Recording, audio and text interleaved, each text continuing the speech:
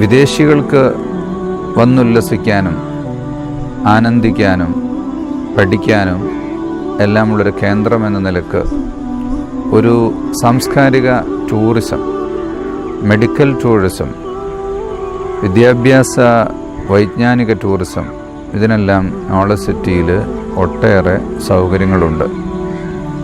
Cultural centre knowledge സിറ്റിയുടെ പ്രധാനപ്പെട്ട ഒരു കേന്ദ്രമാണ്. ന്യൂക്ലിയസ് ആണ്.